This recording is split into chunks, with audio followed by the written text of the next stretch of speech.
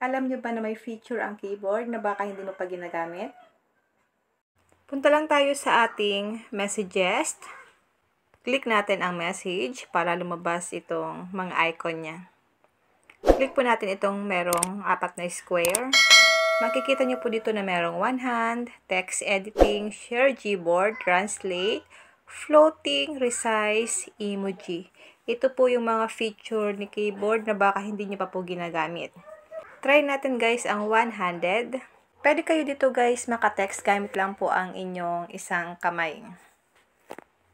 And back natin. Ito naman po ang full na pwede po natin gamitin ang ating dalawang kamay. Click ulit natin ang 4 na square. Meron ditong floating. Click natin ang floating. Ito naman guys, pwede mo siyang ipwesto kung saan mo siya gusto ipwesto. Pwede sa taas, pwede sa baba. Namumove siya guys. Click ulit natin ang 4 na square. Tanggalin na po natin ang pagka-floating niya. Click mo lang po ulit ang floating. Ayan, bumalik na po siya guys sa dati. Meron din dito guys, emoji. May mga emoji din po dito sa messages.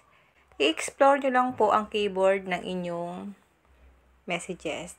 Yun lang guys, kung may natutunan ka sa aking video, huwag mong kalimutan na i-follow ako para ma-update ka sa mga susunod kong video. And now, thank you for watching. God bless you all.